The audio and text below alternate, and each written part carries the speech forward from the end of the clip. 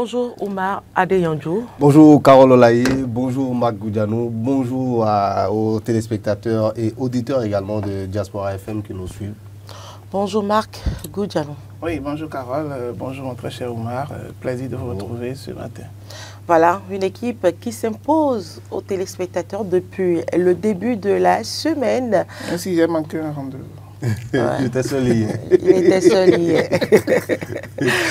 Non. J'étais contradicteur, donc j'ai pu dire tout ce que je pensais. Voilà, nous souhaitons prompt rétablissement. Même avec la contradiction, vous dites tout ce que vous pensez. Oui, c'est vrai aussi, hein, c'est vrai. On a le droit de tout dire ici. Alors, prompt rétablissement à Roland Laurent Tonéiques et à Hugues Hector Zogo. Voilà, nous démarrons avec le tout premier sujet sur ce plateau. Mise à exécution de sa menace, la FCBE reprend ses attributs chez 8 élus communaux de Kandi, désormais LD. Alors, Oumar Adeyandjo. Oui, c'est l'ordre normal des choses. Hein. Vous n'êtes plus avec moi, je vous retire tout ce que je vous avais donné. C'est plutôt logique. Ça, je pense que ça, c'est plutôt normal.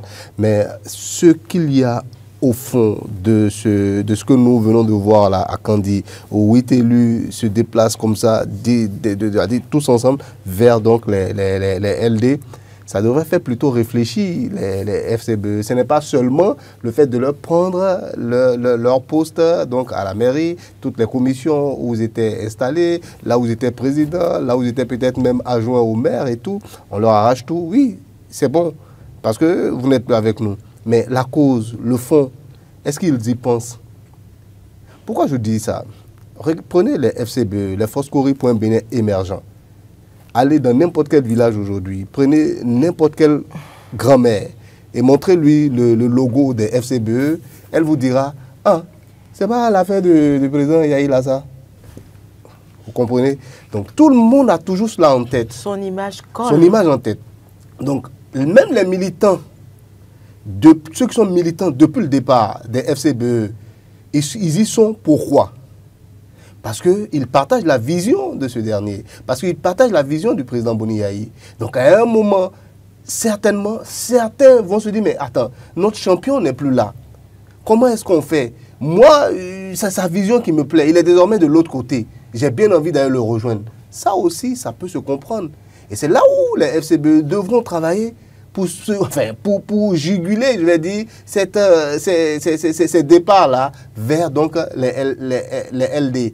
L'essentiel ne sera pas seulement de dire, bon, dès que les élus démissionnent, on va tout leur arracher. Non, ça n'arrange rien à mon humble avis. Il y a un travail interne à faire pour leur faire comprendre que non, écoutez, ils ne sont plus peut-être avec nous, mais la vision reste la même. Nous combattons, enfin, vous avez toujours l'idéal de départ avec nous. Je ne sais pas quels arguments ils vont trouver, mais ça sera bien compliqué parce qu'aujourd'hui, on l'a dit sur ce plateau, c'est quelque chose peut-être que je n'aime pas trop et Marc l'a répété, il l'a redit, mais je dis qu'au Bénin, là, on aime voter pour des hommes, on aime voter pour des visages. Et ça, ce n'est pas très intéressant à mon humble avis. Bon, c'est ce qui est la norme chez nous. Donc, ceux qui aiment ça, ceux qui vont se dire, ah, où est mon champion? On ne l'a plus chez nous. Il est désormais de l'autre côté. Comment est-ce que vous faites pour les empêcher de partir? Pour leur faire comprendre que non, au-delà de lui, le FCBE à la base, c'est quelque chose d'autre. C'est un idéal, c'est une idéologie, c'est une vision. Comment est-ce qu'on fait pour leur faire comprendre et continuer donc à garder tout ce monde-là avec nous, plutôt que de les voir partir. Parce que moi, je ne pense pas que ce soit la solution à comment on appelle là, à cette transhumance, ou je ne sais pas moi, ces transfuges-là qui se retrouvent finalement du côté des LD. Donc, le problème de fond, c'est cela. Maintenant qu'on leur arrache leurs attributs, leurs postes et tout ce qui va avec, ça c'est l'ordre normal des choses. Vous n'êtes plus avec nous, mais rendez-nous ce qui nous appartient. Et c'est ce que moi j'ai toujours défendu. J'aurais même aimé même que les mandats même appartiennent carrément au parti, comme on avait dit la dernière fois. De sorte que quand un élu, un individu décide de quitter le parti, qu'il laisse tout, même son mandat, tout. Et que le parti décide maintenant que c'est son adjoint ou bien c'est son, comment on appelle, le second qui a été élu au moment de l'élection, qui prend désormais donc le poste qui est vacant. Voilà, ça c'est moi mon avis. Donc le travail à faire par les FCBE, c'est vrai, on a retiré nos attributs, mais il y a un autre boulot à faire. Parce que les élections s'approchent. Ça va peut-être s'accentuer si on n'y prend pas garde, si on ne cherche pas à aller. Donc, M. Nkpé et tous les autres doivent donc mettre leur génie en branle pour essayer de voir quelles sont les stratégies à mettre en place pour convaincre tout le monde. Parce que, je le dis et je le répète, même si vous ne voulez pas, FCBE aujourd'hui, ça colle plus ou moins à Yahya Boni. Et si jamais Yahya Boni dit, il crie haut et fort, je ne suis plus là-bas. Je ne suis plus là-bas 2, 3 fois, les gens auront tendance à vouloir dire, mais il est où maintenant? Voilà, donc c'est un peu ça, moi, ma lecture. Hein. Marc Goudjanou, ce vote de défiance se justifie-t-il selon vous? Oui, du moment où, vous savez, c'est quelqu'un qui est par terre n'a plus peur de tomber. La FCBE, déjà, à travers les différents conseils à Kandi, savent déjà que le terrain n'est plus totalement conquis comme à l'avance. Aujourd'hui, avec Yahya Boni qui rentre dans le jeu, surtout à l'approche des élections de 2026, ils savaient déjà que en tout cas, des tactiques étaient mises en place quand même pour pouvoir repêcher certains conseillers des FCBE de part et d'autre. Kandi n'est qu'un exemple parmi tant d'autres. Puisque, tel que mon cher confrère l'a dit, c'est que lorsque vous regardez en arrière et que vous voyez la création des FCBE depuis le temps de Boni Yayi jusqu'à tout ce qu'ils ont eu comme problème aujourd'hui avant que Nkpé ne prenne la tête, c'est qu'on s'est toujours dit que les FCBE, c'était une identité de Yahya Boni. Puisque c'est ça même qui l'a aidé dans sa gouvernance jusqu'avant qu'il ne parte. Et donc, il a toujours ce terrain conquis là, même si éventuellement on a pu avoir des conseillers FCBE dans certaines localités, par exemple du Nord, à cette époque-là, c'est parce que la plupart des populations également, et certains pensaient toujours que Yahya Boni était toujours un peu derrière. Et donc, la plupart des citoyens, ils votent, tel que vous avez dit, pour l'homme, d'accord, et non pour les idéologies et pour les attributs et tout ce qui reste, ils votent d'abord pour l'homme. Et certains n'ont pas totalement toutes les informations que nous avons ici, par exemple, où un citoyen lambda d'un Tchoumi quelconque ne sait pas à un moment donné s'il y a eu peut-être guéguerre entre les FCBE et que Yahya Boni a laissé le parti entre-temps. Vu que Yahya Boni est devenu beaucoup plus actif aujourd'hui dans le milieu politique, pas comme avant, quand il a quitté le pouvoir tout de suite, il n'était plus actif politiquement parlant, et donc il a laissé beaucoup de choses partis comme ça, comme le FCBE. Et du coup, aujourd'hui, on voit qu'il est dans une autre dynamique de pouvoir consolider les acquis, d'accord, dans certaines circonscriptions électorales, par exemple, dans certaines communes. Et le seul attribut qui lui permet de le faire aujourd'hui, c'est en tant que démocrate, puisqu'il a déjà perdu le parti FCBE. Et donc, du coup, il y a d'autres discours aujourd'hui qui rentrent dans la dynamique où on n'est plus là, ceux qui sont là ne vous représentent plus valablement, d'accord? Et donc, il faille quand même changer de donne et revenir déjà vers la maison qui est les démocrates, qui constituent le parti Les Démocrates aujourd'hui, puisque c'est avec eux que vous pourrez fonctionner. Et donc, tous ces conseillers qui ont été élus sous la bannière des FCBE, qui aujourd'hui voient Boni Yayi au-delà de la scène, ils ont peut-être un espoir en pensant peut-être que lors des élections qui vont venir en 2026, puisqu'il y a les élections générales, dont les élections communales. Donc, ils se disent que lorsqu'ils vont se mettre de ce côté, ils ont beaucoup plus de chances de se faire réélire. Alors que peut-être qu'on sait que de l'autre côté, au niveau des FCBE, rien ne présage que même pour les élections qui vont venir, les FCBE pourront avoir même un seul conseiller dans une commune. Donc, cela est beaucoup plus stratégique pour eux. Et donc, en faisant alliance avec le Parti Les Démocrates, ils s'attendaient forcément à ce qu'il y ait des répercussions. Les répercussions, peut-être, ils n'avaient pas imaginé qu'on irait jusqu'à leur enlever leurs attributs. En tant que premier adjoint au maire, en tant que chef d'arrondissement, en tant que président de commission. Mais c'est arrivé, mais cela ne leur fait pas perdre leur titre de conseiller au sein du conseil communal. Ils sont toujours conseillers au sein du conseil communal. Et donc, cela peut influencer la plupart des décisions qui vont se prendre au sein du conseil communal. Et également, la stabilité du conseil communal serait mise en branle.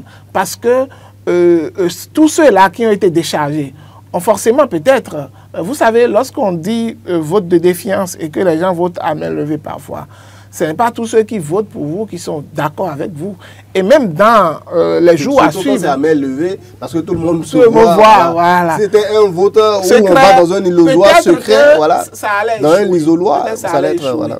Et donc, rien ne prouve que dans les jours qui vont venir, par exemple, on n'assisterait pas au fait que certains conseillers également, d'accord, au sein du conseil communal de Kandji, vont vouloir encore rejoindre les démocrates. Parce que c'est une guerre de stratégie, de leadership, et ça va se faire.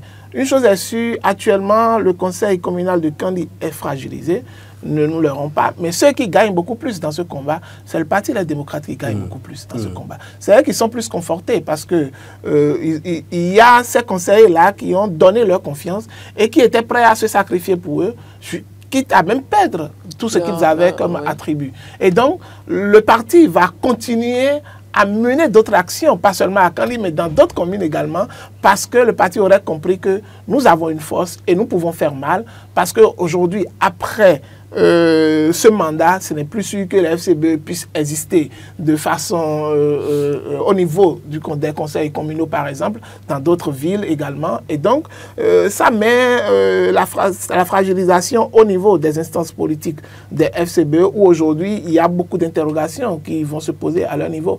Même si éventuellement, on aurait souhaité que les démocrates, puisqu'on l'a toujours dit, puisque lorsque vous êtes en union, ça fait toujours la force. Et on aurait souhaité peut-être que les démocrates avec le FCBE puissent s'entendre normalement pour aller aux élections, pour pouvoir s'entendre quand même sur un certain nombre d'acquis ou de minimum prérequis pour pouvoir s'accorder d'une même voie pour pouvoir aller aux différentes élections. Mais là, on sent déjà qu'il y a scission, sauf changement de dernière minute entre ces deux partis. Alors, Oumar Deyandjo, pensez-vous comme Marc Goudjanou que c'est une preuve de tension au sein du parti FCBE? Oui, ça c'est clairement, ne serait-ce que dans le conseil communal de Kandji, il y a clairement crise. Pour les FCBE, ils vont devoir juguler cette crise, trouver les moyens pour donc maintenir donc, la barque en bon état, je veux dire, voilà, pour ne pas que toute cette vague-là la fasse chavirer. Mais ce que je veux dire, c'est quoi? Marc a parlé de quelque chose d'autre sur lequel je vais revenir plus tard. Il a parlé, je crois, bon, je laisse cet aspect d'abord. Mais ce que je veux dire d'abord, c'est que vu le lien FCBE, Yahi Boni, on connaît tous ce lien-là, je l'ai dit à l'entame. C'est un lien qui est plutôt originel, historique, si vous voulez. Ce lien, par voie de conséquence, fait qu'il y a également un lien, ne serait-ce qu'à la base, avec les militants. Je ne sais pas si vous comprenez. Le lien FCBE Yahi fait un lien également à la base, les militants à la base, un lien Yahi et militant. Parce qu'il y a toujours eu l'image de Yahi qui a été collée d'abord, donc, de la même manière que hier, c'est-à-dire pourquoi est-ce que je fais comment on appelle là d'abord, non pas de parallélisme, pourquoi est-ce que je plante ce décor là, c'est pour que nous puissions comprendre ce que je vais dire maintenant. Si hier on a pu donc fustiger le fait que il y a eu de la transhumance au niveau donc des partis de la mouvance, mais aujourd'hui, moi je me sens mal c'est-à-dire à me mettre à fustiger ces personnes-là qui quittent par exemple les FCBE pour l'autre. Peut-être que c'est la base même qui le leur commande. Parce qu'il y a un lien, ce lien-là existe avec la base. Les gens peuvent se dire maintenant, mais écoutez, le FCBE dont vous parlez là, on a cru que c'était tel, mais toi tu fais quoi là-bas finalement? Tu nous as dit de voter pour toi dans le temps, tu fais quoi là-bas? Et si c'est le cas, c'est là où les deux partis, c'est un signal qui est envoyé en réalité aux deux partis. Et au FCBE et au LD. Les FCBE devront donc aller rencontrer donc les populations dans toutes ces circonscriptions-là où il peut avoir donc de la transhumance, il peut avoir donc des transfuges qui vont se retrouver du côté des LD et travailler véritablement pour les convaincre, pour leur dire, mais écoutez, l'idéal n'est pas parti, c'est peut-être des leaders qui sont, en tout cas, trouver les bons arguments pour les convaincre et convaincre les populations à donc rester donc FCBE. Mais les LD, c'est un signal qui leur a envoyé aussi. Ils vont donc se mettre en ordre de bataille. Ils vont se dire, mais écoutez, donc il y a les populations, peut-être à un moment, puisque à un moment, il a dit, le président Yahi n'a pas beaucoup participé à tout ce qui avait, juste après son départ du pouvoir, à tout ce qui avait rapport, on va dire, aux élections, tout ça. Voilà, parce qu'il contestait beaucoup de choses aussi. Il y a certaines élections où même ils ne sont pas allés. Donc, maintenant qu'ils sont beaucoup plus actifs, ils vont devoir aller expliquer tout ça aux populations. Donc il y a des voies à gratter à ce niveau aussi. Donc ils vont devoir travailler dans ce sens-là. Donc les deux parties aujourd'hui, pour être très clair, voilà, c'est ce que, pour être très clair, ne pourront jamais s'entendre, ne serait-ce que sur ce point-là. Et pour revenir à ce que Marc disait, je vous disais tantôt que Marc avait dit quelque chose que moi je ne suis pas du tout d'accord. Pourquoi vous voulez forcément qu'ils se mettent ensemble? La démocratie, c'est pas se mettre ensemble. La démocratie, c'est chacun exprimer son idée. Moi, je ne sais pas pourquoi est-ce qu'on a cette vision-là en Afrique où on mais aujourd'hui, de l'opposition, ce sont des partis qui sont l'opposition. Pour les partis de l'opposition de s'unir pour pouvoir affronter les joutes électorales prochaines. L'opposition, c'est pas quelque chose d'aussi uni comme vous avez tendance à le démontrer. Face à l'enjeu, c'est pas quelque chose de... Mais partout dans le système politique, c'est ce qui est souhaité. Au Sénégal, on a vu. Ailleurs, on a vu. Aujourd'hui, en Côte d'Ivoire, on espère que les partis d'opposition puissent s'entendre chacun avec son contexte. Oui. Selon le contexte, on peut demander à certaines personnes de s'unir parce que selon le contexte béninois dont selon vous parlez, par exemple, aujourd'hui, est-ce que l'opposition, c'est en rang dispersé qu'ils pourront atteindre l'objectif? Voilà. Et là, moi, je vous retourne la question. Quel est l'objectif de chacun d'eux? Vous connaissez leurs objectifs? Quel est l'objectif des partis de la mouvance? C'est de gagner le pouvoir. Voilà, c'est l'objectif. C'est l'objectif qu'ils vont aux mêmes élections. Ça veut dire que c'est les mêmes objectifs qu'ils vont suivre. Et quand vous voyez les FCBE qui disent même quelquefois qu'ils vont aller chercher les parrainages comment on appelle au niveau de la mouvance. Justement, à ce moment, vous pensez qu'ils ont les mêmes objectifs que les LD? Mais quand le chef de l'État dit qu'il se peut que son candidat soit issu des partis de l'opposition, par exemple, vous dites que, par exemple, ça revient à votre thèse. Qu'est-ce que vous dites alors dans ce sens-là, alors? Puisque vous fustigez le fait que... Quand vous demandez aux gens de s'unir. Voilà. Alors qu'en politique, on va s'écouter sur ce plateau. Marc, je finis. Moi, je dis, on ne leur demande pas forcément de s'unir coûte que coûte. Que chacun se batte à sa manière, que chacun fasse la politique à sa manière, que chacun arrive à convaincre les populations que c'est sa vision qui est la meilleure. Ça, c'est ce que moi j'appelle démocratie. Pourquoi voulez-vous, coûte que les gens s'unissent? On n'est pas dans un régime où l'objectif est de chasser celui qui est au pouvoir coûte que coûte. L'objectif ici, c'est que chacun prenne le pouvoir de son côté. Si moi je peux le prendre, je le prends. Si l'autre, si les autres qui peuvent prendre le pouvoir, qu'ils le prennent. Alors que l'idée qui est derrière souvent le fait qu'on a tendance à avoir une opposition unie, c'est parce que généralement on a des pouvoirs qui sont des pouvoirs, on va dire, dictatoriaux, qui empêchent la population de s'exprimer, où il y a de réels problèmes, où peut-être le monsieur est au pouvoir depuis peut-être des dizaines et des dizaines d'années, on a envie finalement de le voir partir. Là, la vision est la même pour tout le monde. Tous ceux qui sont dans l'opposition se disent, aujourd'hui le combat est le même, allons-y dans ce sens-là. Mais au Bénin, il y a une alternance, c'est même la tradition chez nous. À chaque deux mandats, on balaie l'équipe et on voit une nouvelle équipe, même si quelquefois c'est les mêmes hommes qui, voilà. Bon, moi je dis, à partir de cet instant, que chacun se batte. Chez nous, il y a la démocratie. Chez nous, ce n'est pas un pouvoir dictatorial. Chez nous, chacun s'exprime. Pourquoi voulez-vous qu'ils s'unissent coûte que coûte? C'est ce que moi je dis. Qu'on laisse M. Oupé faire de défendre sa vision comme bon lui semble et qu'on laisse également les autres aussi défendre leur vision comme bon leur semble. C'est ce que je dis. Mais par contre, on est d'accord sur le fait qu'aujourd'hui, le fait que certains élus des FCBE décident de quitter, ça peut être commandé, ça peut être du fait de la base elle-même. Ça, tout le monde est d'accord. Parce que la base au départ, c'est FCBE. C'est des gens qui ont une vision, qui ont un idéal. Et cet idéal-là, je vous le dis, c'est Yahi Bouni. Et donc, quand c'est comme ça, à un moment, ils vont se réveiller, ils vont se dire, mais attends, il n'est plus avec vous. Et peut-être que ce sont ces conséquences-là que les FCBE aujourd'hui sont en train de subir. Donc, c'est à eux de travailler pour savoir comment est-ce qu'on explique désormais à la base que, ah, attention, c'est vrai qu'on n'est plus ensemble, mais par contre, la vision est la même et ce qu'ils disent là-bas n'est pas forcément ce qui est très bien. Ils vont trouver forcément les bons arguments pour pouvoir maintenir donc les gens chez eux. Voilà. Marc Goudjano, quels sont les enjeux concrètement au plan politique pour la mairie de Gandi? D'abord, comprenons que ceux qui ont quitté leur poste en tant que premier adjoint au maire, en tant que chef d'arrondissement, en tant que président de commission, ont forcément un poids dans leur localité, au niveau de leur base. Parce que ils n'ont pas été choisis chef d'arrondissement ou bien premier adjoint au maire à tout hasard.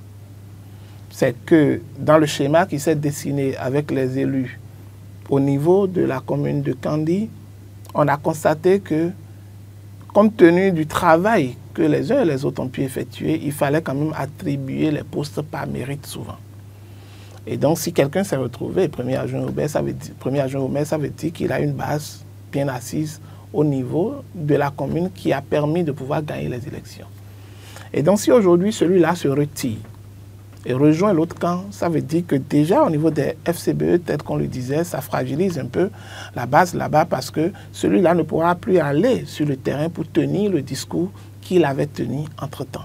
Son discours va changer. Et c'en est de même également pour les chefs d'arrondissement, qui iront également à leur base pour leur faire comprendre, d'accord, à travers un certain nombre de discours qu'ils ont déjà préparés, le même discours qui a permis aux leaders des démocrates de pouvoir les débaucher des FCBE. Ce serait dans ce même discours qu'ils iront également convaincre leur base pour leur faire comprendre les raisons qui ont abouti au fait qu'ils aient quitté le parti, puisque le parti, pour eux, sûrement, n'est plus représentatif de tout ce qu'ils ont voulu défendre jusqu'à la longue. Mais lorsque vous prenez, par exemple, un père qui dit qu'éventuellement, il se peut que lors du parrainage, qu'il aille chercher son parrainage vers la mouvance. Lorsqu'on revient aux fondamentaux, les gens ont toujours, l'opinion publique a toujours jugé le FCBE pas totalement comme un parti d'opposition en tant que tel, mais à un parti d'opposition modéré, qui joue peut-être au double jeu. C'est ce à quoi on a toujours, l'image qu'on a toujours eu des FCBE. Et donc, à l'approche des élections, on les compte toujours dans les partis de l'opposition. Et si éventuellement ils disent qu'ils peuvent aller chercher le parrainage au sein de la mouvance présidentielle, ce qu'ils n'auront probablement pas, si cela est difficile à avoir, puisqu'en politique tout est possible, ils peuvent avoir cela. Mais c'est dans le même contexte que le chef de l'État dit que ça n'étonne pas que parfois le candidat qu'il va choisir puisse être le même candidat que le parti de l'opposition. Ça veut dire qu'en politique, nous devons faire très attention, tout est possible en politique. Tous les jeux sont possibles. Du moment où nous avons une classe politique où c'est les calculs politiciens qui prennent le dessus sur les réelles aspirations ou les réels besoins du peuple ou bien des populations à la base. Et quand ça va être toujours ainsi, vous allez assister toujours à des calculs vers les fins, vers l'approche des élections ou vers l'approche quand même des échéances. Et donc cela dénote du fait que nous n'avons pas en réalité de grands partis qui portent des idéologies qui sont connues de tous les militants qui sont dans ce parti, mais plutôt par des personnes qui sont représentatives, qui constituent l'icône de ces partis-là. Et aujourd'hui, qu'est-ce qu'on souhaite lorsqu'on prend le cas du Bénin et c'est seulement pas la FCBE qui constitue le seul parti de l'opposition. Nous en avons également d'autres qui font partie du cadre de concertation de l'opposition aujourd'hui, qui travaillent avec les démocrates et qui travaillent ensemble. Et FCBE n'a pas voulu faire partie de ce cadre de concertation. Et on sait pourquoi. Et ça n'étonne personne, ça n'étonne pas tout visionnaire ou tout analyste, parce qu'on a connu, on connaît la position des FCBE. Et donc du coup, pour une démocratie, même si éventuellement il y a la mouvance présidentielle, il y a l'opposition, c'est toujours est-il que ceux qui constituent cette opposition puissent parler d'une même voix. Ailleurs, on l'a vu. Au Sénégal, on n'avait pas un système dictatorial, pas du tout. C'était un système démocratique autant que le Bénin. Mais pourtant, quand les partis d'opposition se sont unis avec les candidats qu'il faut, ils ont gagné les élections. Avant que le président Talon ne vienne en 2016, tout ce qu'ils avaient constitué et tout le bloc qui était derrière lui était considéré comme un bloc d'opposants. Parce que c'était Yahi Boni qui avait le pouvoir. Et le parti de la mouvance le connaissait. Et donc, il a bénéficié d'un soutien, d'accord, qui lui a permis également de gagner les élections. Et si éventuellement, il ne s'entendait pas de même voix, d'accord, il n'allait pas avoir tout ce qu'il a qui lui a permis de gagner les élections. Donc, ce qu'on dit, ce n'est pas forcément du fait que l'on appelle forcément à s'unir, mais on parle de l'idéal qui peut conduire normalement à ce que les partis qui se réclament de l'opposition puissent s'entendre. Et également, les partis de la mouvance puissent également s'entendre, puisqu'on a constaté que ce soit au niveau des partis de la mouvance présidentielle, ils ne s'entendent pas du tout. Il y a des guerres de leadership, il y a des guerres, il y a en tout cas, des débauchages de part et d'autre, mais il y a récemment l'UPR qui a mis fin à cela. Et donc, des partis de l'opposition, on en constate également. alors que vous allez à une grande échéance, alors que les autres ont également de l'avance sur vous, puisqu'ils constituent les partis de la mouvance présidentielle. Et lorsque vous prenez sur l'échiquier national, que ce soit au niveau de l'Assemblée, au niveau communal, ils ont beaucoup plus d'élus que vous. Et donc, ce serait mieux que ces partis-là puissent parler, en tout cas, d'une même voix. Et c'est ce qu'on souhaite, c'est ce que tout politicien doit souhaiter. Mais si éventuellement, qu'est-ce qui fait que aujourd'hui, par exemple, on a plus de méfiance envers les FCBE? C'est parce que, toujours est-il qu'on ne les a pas. Oui, les opposants. Puisque, en réalité, pourquoi ils ne font pas partie du cadre de concertation et qu'ils ne font pas partie de ces grands ensembles qui constituent les partis de l'opposition aujourd'hui? C'est parce qu'on se dit qu'ils jouent à un double jeu et on ne veut pas les voir parmi eux pour qu'ils servent de taupe, d'accord, pour l'autre camp. Du moment où eux-mêmes, ils affichent également en disant qu'ils veulent parfois peut-être avoir un parrainage qui va venir de l'autre côté. Mais, tout compte fait, le jeu politique est ouvert. Et moi, je me dis, avec les politiciens, il faut faire très attention parce que même jusqu'à la dernière minute, il y a des calculs qui se font, il y a des jeux qui se font. Et à la dernière minute, nous-mêmes, en tant qu'analystes, en tant qu'observateurs, il se peut que nous soyons étonnés, par exemple, du rendu. Voilà, pour finir avec... Oui, moi, je ne sais pas pourquoi on s'érige en juge qui juge les intentions des uns et des autres. Moi, je me fous pas mal de ce que chacun pense. J'analyse des actes, j'analyse des faits. L'opposition ne peut pas être quelque chose d'homogène. Pourquoi voulez-vous que l'opposition soit d'une certaine homogénéité alors que nous sommes en démocratie? Où vous dites aux gens, pense comme tu veux et exprime-le comme cela te plaît, comme cela te semble. Mais quand on part déjà sur ce postulat-là, ne demandez pas aux gens forcément de marcher ensemble. Ils ne sont pas obligés de marcher ensemble. C'est ce que je dis. S'ils veulent marcher ensemble, qu'ils marchent ensemble. Et même en démocratie, d'abord même marcher ensemble, c'est un peu compliqué. Regardez même la mouvance qui, normalement, en réalité, ils ont un seul leader, qui est le président Patrice Talon. Mais malgré ça, il y a des gens qui se lèvent un beau matin qui disent non, il a pris mes militants. Et l'autre côté, chaque fois, on voit des défections d'un parti vers un autre. Ça, c'est le propre de la démocratie. Laissez chacun être ce qu'il veut. Maintenant, n'allons pas forcément juger aussi les gens à partir, c'est-à-dire leur prêter des intentions. C'est ce qu'ils sont. Ils disent qu'eux, là, ils sont opposants, mais une opposition qui n'est pas complètement, qui ne voit pas complètement d'un mauvais œil tout ce qui se fait de l'autre côté. Il a le droit de le dire. Et c'est pas parce que moi je dis qu'il a le droit de le dire que je suis forcément partisan de ce monsieur-là. Non, bien au contraire. Moi aussi, j'aime que quelquefois, bon, les positions soient plus ou moins tranchées. Mais s'il estime qu'il est plutôt partagé, oui, je suis entre opposition. Et puis bon, je vois quand même qu'ils font quelques actions qui sont pas mal. Donc à partir de cet instant, ça ne me gênerait pas, par exemple, d'envoyer un ministre, par exemple, là-bas. Où est le problème? Dans d'autres pays, ça se fait. Vous êtes d'accord avec moi? Quand vous prenez les grandes démocraties, il y a quelquefois, la plupart du temps, les écologiques sont dans l'opposition. Mais ça ne les empêche pas quelquefois quand on leur dit, ok, maintenant là, moi, dans mon gouvernement, j'ai un regard sur l'écologie qui est quelque chose de plutôt pointu. Je vais aller un peu plus loin dans l'écologie, je veux qu'on prenne soin de la planète et tout. Et les écologistes se disent, bon, c'est vrai que votre vision, vous êtes plutôt comment on appelle, des gens de droite, mais on ne vous aime pas trop. Mais bon, malgré tout, on vous donne quand même un ministre. Ça existe. C'est tout ce que moi je dis. Je ne dis pas forcément que, mais comment on appelle, les FCBE sont le parti qu'il faut soutenir. Non, moi, ce n'est pas ça mon idée. Je dis simplement qu'on les laisse être ce qu'ils veulent, être dans l'arène politique. C'est tout ce que moi je dis. Pourquoi voulez-vous qu'ils viennent s'unir forcément avec vous dans le cadre de concertation? Ils sont vous faites votre cadre de concertation, ils ne se sentent pas dedans, mais ils n'y vont pas. Et puis, les militants qui sont dans les FCBE, on ne les a pas attachés pour être dans les FCBE non plus. S'ils sont mécontents de comment est-ce que la direction du parti gère le parti, ils sont libres aussi. Et c'est là où, quand vous parlez des enjeux politiques par rapport à Kandi, les enjeux sont réels aujourd'hui. Parce qu'il se peut que tout ce que nous sommes en train de constater là, à travers donc, les défections des FCBE vers les LD, soit induit par la base elle-même. C'est possible.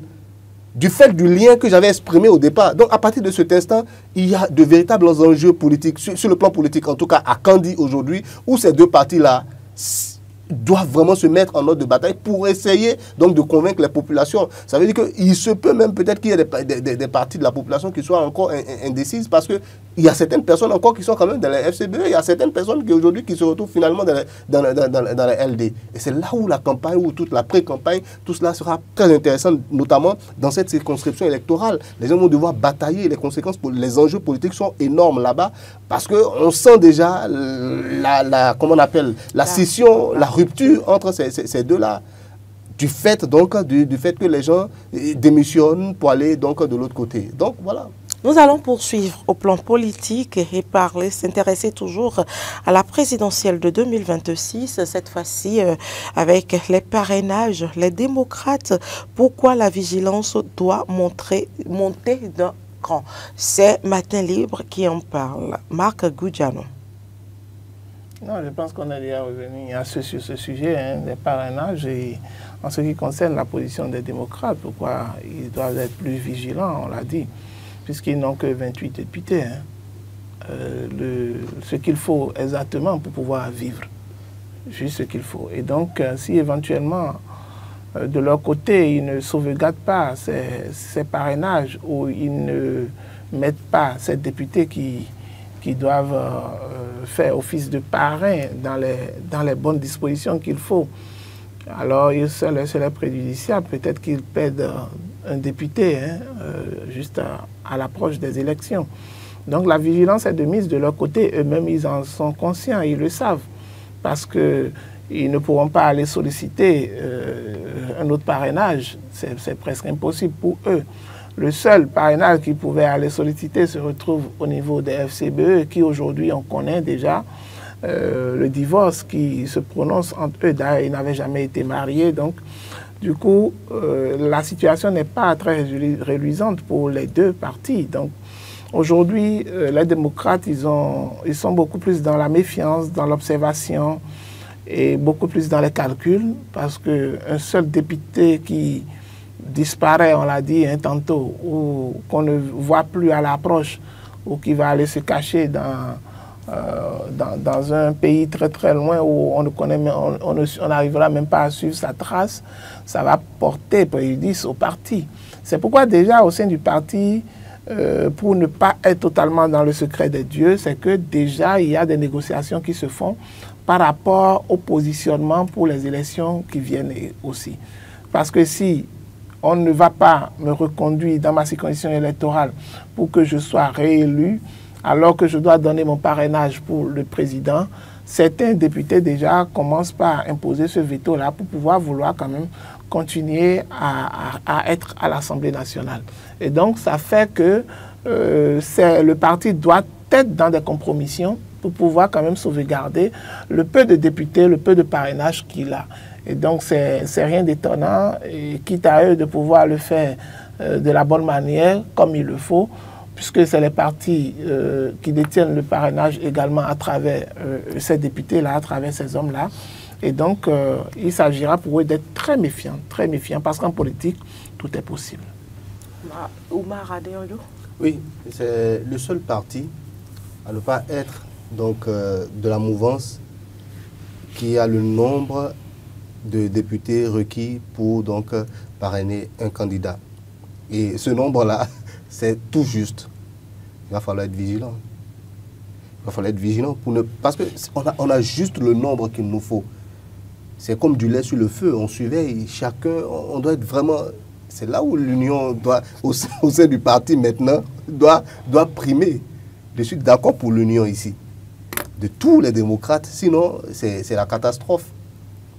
Il ne doit pas avoir de défection. Par exemple, ce qu'on observe dans les autres au sein de la mouvance, si jamais il y a une seule défection, vous imaginez ce que ça peut causer. Ce que ça peut causer.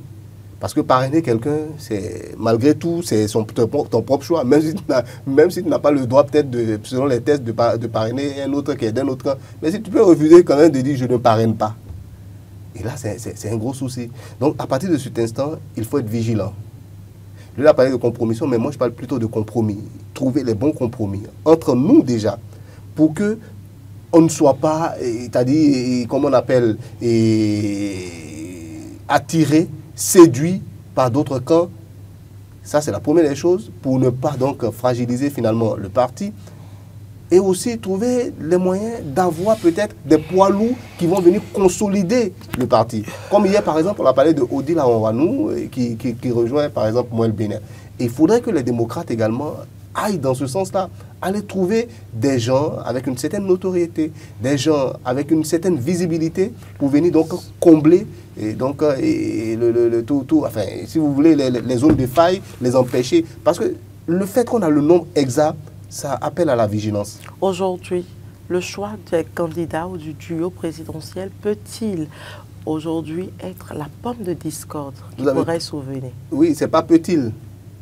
Ça peut, ça dit, si on n'y prend pas garde, c'est ça qui sera la pomme de discorde. Il va falloir qu'on s'entende véritablement, qu'on soit unis. Est-ce possible? C'est possible. En politique, il n'y a rien d'impossible. Parce que moi, je suis pour l'expression de la démocratie au sein des partis politiques. Je vais vous dire une chose. On est dans un parti politique, peut-être à trois. Nous sommes là.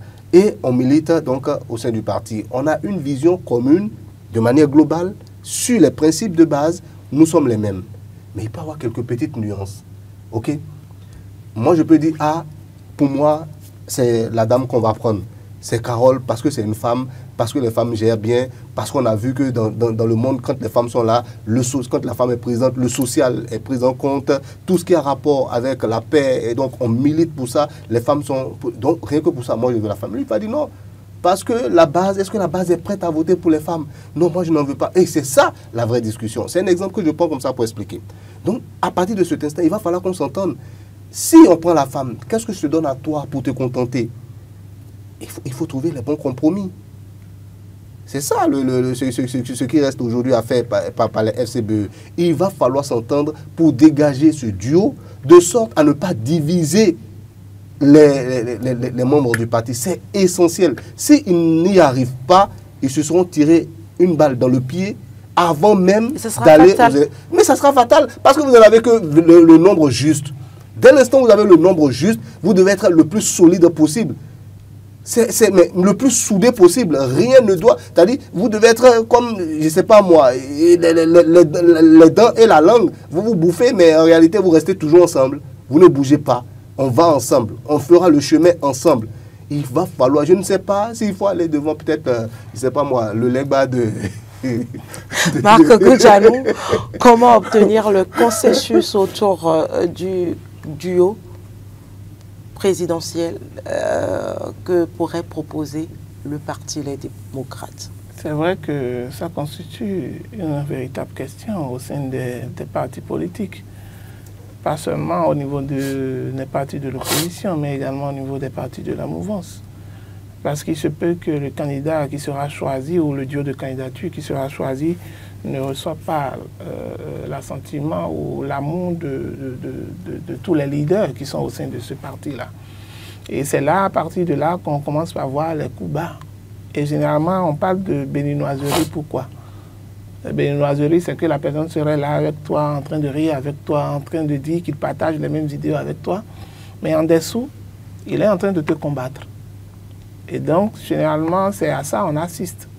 Et si éventuellement les démocrates ne prennent pas garde dans le choix et qu'ils n'arrivent pas à commettre les mêmes erreurs que Yahi Boni a commis en 2016, s'ils ne commettent pas les mêmes erreurs, je pense que normalement, ils doivent s'entendre pour pouvoir aller aux élections. Mais si jamais, Yahi Boni qui aujourd'hui est le maître du jeu, tout comme au niveau de la mouvance, Patrice Talon est le maître du jeu, s'il n'arrive pas à avoir un consensus autour du choix du duo de candidature, ça peut être le talon d'Achille de l'un ou l'autre des camps. Et donc, il y a importance à ce qu'ils puissent s'entendre sur le choix qui sera fait. C'est pourquoi la plupart de ceux qui ont aspiré à être candidats à la candidature au sein des partis ont une bonne vision.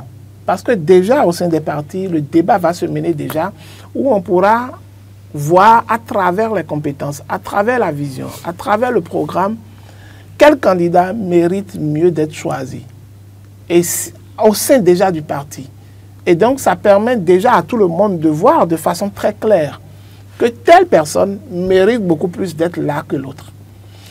quitte à éventuellement, si on n'arrive pas à s'entendre, ou bien lorsqu'on arrive à dégager peut-être tous ceux-là qui sont candidats à la candidature et qui représentent, qui ont vraiment les reins solides pour représenter le parti, si on voit qu'ils ont besoin d'autres renforts, ça reviendra au chef de parti ou au leader du parti d'expliquer l'enjeu pour dire éventuellement, c'est vrai que vous faites partie des top leaders.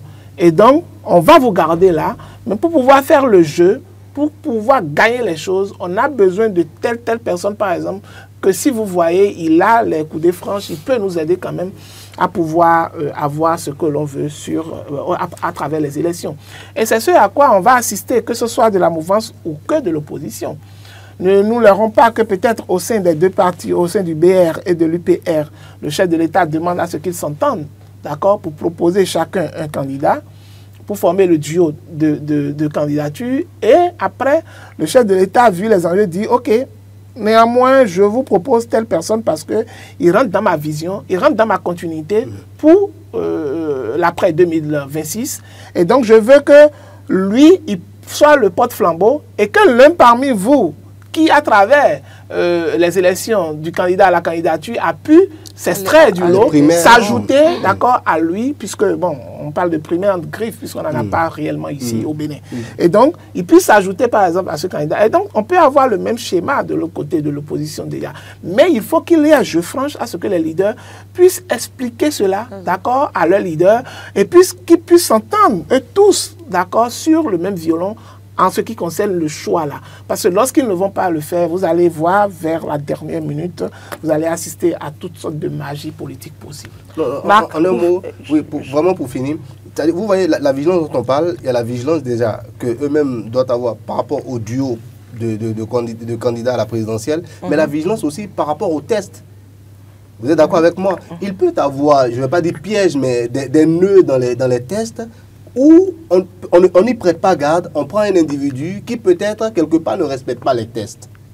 Je ne sais pas si vous comprenez. Donc c'est là aussi la grande vigilance. Quels sont ce qu'il y a à comprendre dans les tests pour ne pas se retrouver par exemple dans des situations comme en Côte d'Ivoire où un certain Thiam se retrouve voilà, frappé par des tests qui existent depuis 1900 peut-être 45, je ne sais pas moi, 1960 et on dit voilà, il n'est pas totalement ivoirien, il ne peut pas être. Donc il faut voir quelles sont comment on appelle, les conditions sur le plan fiscal, les conditions sur le plan donc, de l'intégrité, les conditions sur le plan même je sais pas moi, de la résidence, les plus petits détails. Il va falloir être vigilant pour ne pas conduire à la catastrophe. Parce que si jamais vous entendez sur un duo et que les tests les frappent, ils sont déjà arrivés à s'entendre, à s'unir derrière ce duo-là. Et c'est au dernier moment que les tests viennent les frapper. Qu'est-ce qui va se passer? On sera obligé de choisir dans la précipitation maintenant. Et c'est là où ça peut créer problème. Donc la vigilance, pour eux, la vigilance, c'est quelque chose d'énorme. Ils doivent avoir une grande vigilance. Moi, je pense même qu'au niveau des tests, ça devait être même d'abord le premier facteur. Voilà. D'élimination. C'est les tests qui doivent constituer d'abord le premier facteur d'élimination avant même le choix. Sinon, si un parti, c'est après avoir fait un choix qu'il va aller voir les critères, si la personne respecte tout, si la personne... Ce serait du vrai échec. Voilà. Un échec. Voilà. Un dernier sujet à aborder sur ce plateau. Loyer à Cotonou, le confort à un prix. Oui, malheureusement, c'est ça la vie, le capitalisme, le système capitaliste, c'est un peu ça. Comment on appelle le libéralisme économique où, c'est-à-dire, on vend des services, on vend donc le confort. On le vend aujourd'hui. Si malgré vous avez le même mètre carré, mais parce que tout simplement, il y a, comment on appelle, il y a dans l'arrière-cour, on vous a mis un robinet en plus, et que dans la douche, vous avez peut-être, je ne sais pas moi, d'autres commodités, oui. Voilà. Tout de suite, on met plus 20 000, plus 10 000. Et les gens s'adonnent à ça, mais d'une manière incroyable, à Cotonou. Ils sont même capables de chasser ceux qui sont à la maison. C'est seulement à Cotonou. Oui, mais ce n'est pas seulement à Cotonou, mais à Cotonou, c'est plutôt criard. Justement. Mais quand vous n'avez pas les moyens, n'allez pas vers. Oui, mais finalement, on va aller vers quoi? Venez au village, Puisque venez tu à es- Glo. Venez à Glo, venez à Calavi. Je travaille. Et prenez... Si je travaille à Et Cotonou. prenez les... Pour moi, il n'y a même pas de problème là. Il y a peut-être pas de problème. Encore qu'il y a Il y des a tests qui encadrent. qui encadrent. Voilà. Et Mais puis est-ce qui que les gens- profitent est-ce que plus les aux gens populations respectent- aujourd'hui. Voilà. Mais est-ce que c'est vraiment respecté aussi? Il faut aller chercher.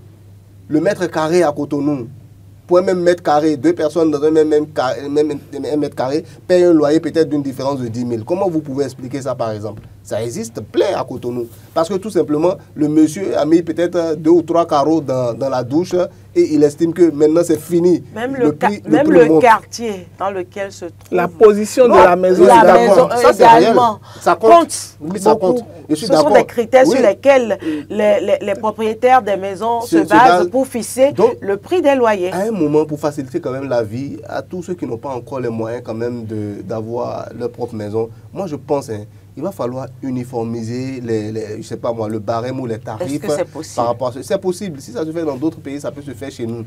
Il faut qu'on uniformise les choses. Il faut qu'on vende les maisons, il faut qu'on loue les maisons au mètre carré. Il ne faut pas qu'on nous vende des conforts bizarres pour dire simplement, oui. Mais est-ce qu'il y a un confort, oui ou non?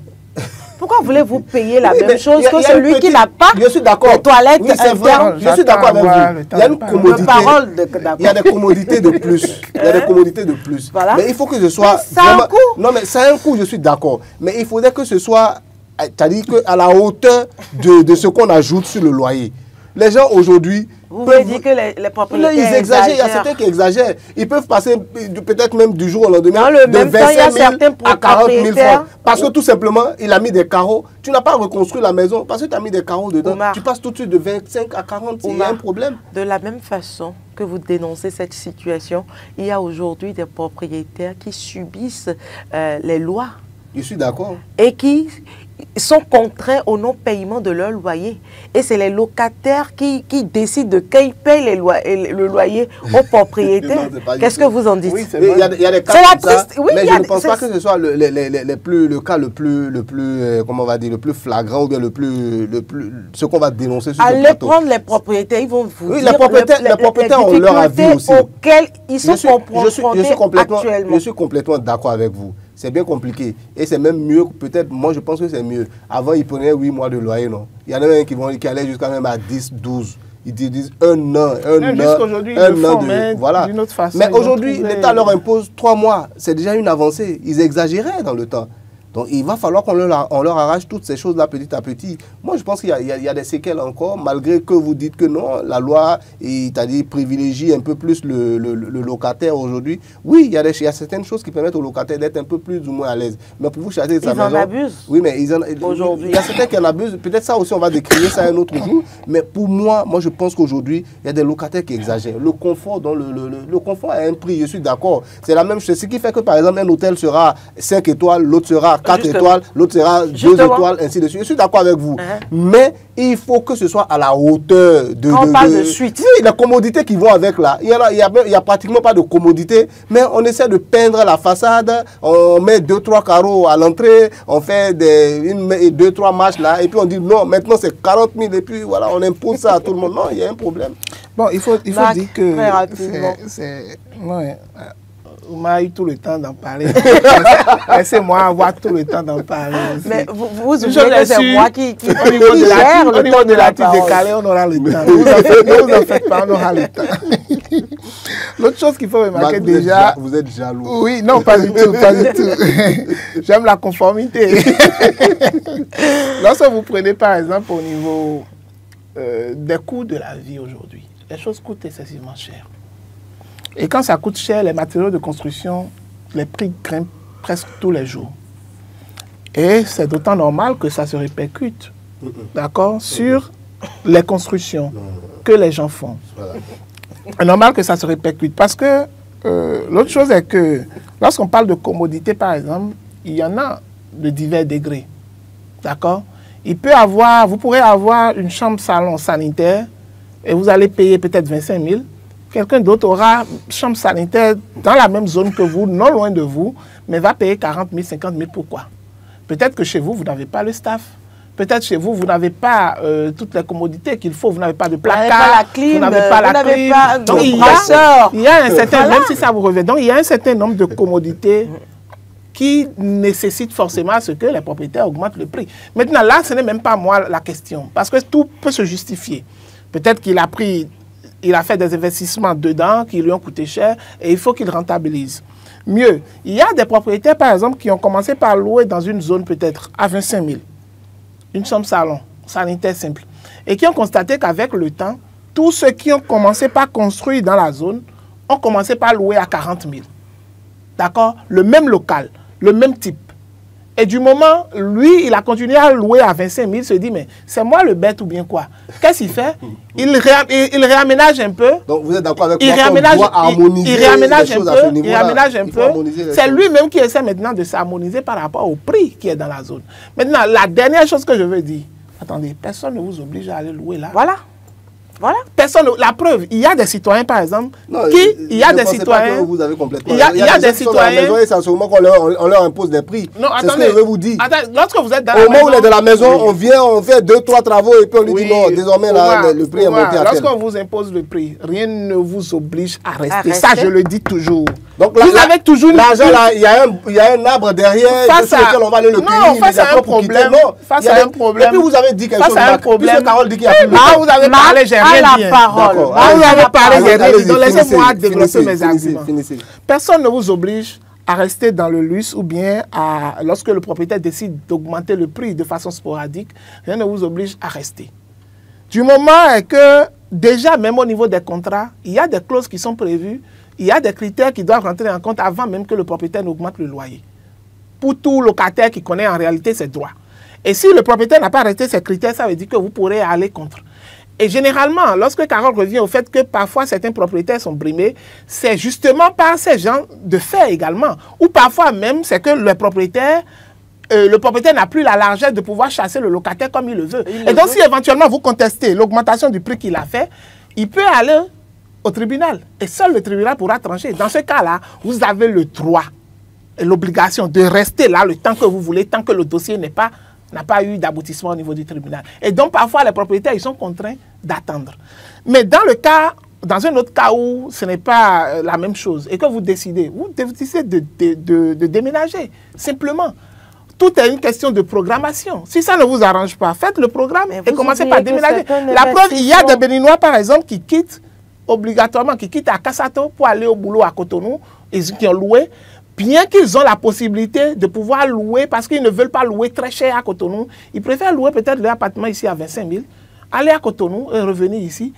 Quand tantôt, il y a un autre locataire qui a peut-être le même salaire que, le même niveau de vie que, mais qui va aller préférer louer une chambre de 50 000, c'est assez risque et péril. Une chose est sûre, Dieu a tellement fait les choses que chaque catégorie doit se retrouver, en tout cas, va trouver toujours ce qui lui correspond. Donc, ils ont le choix. Du moment où Dieu a toujours fait les choses, si vous avez la possibilité d'acheter une GLK 350, vous allez acheter parce que vous avez les moyens. Si vous n'avez pas les moyens, c'est une BBCT. Contentez-vous de votre BBCT et circulez, simplement. Merci, Marc Goudiano. Non.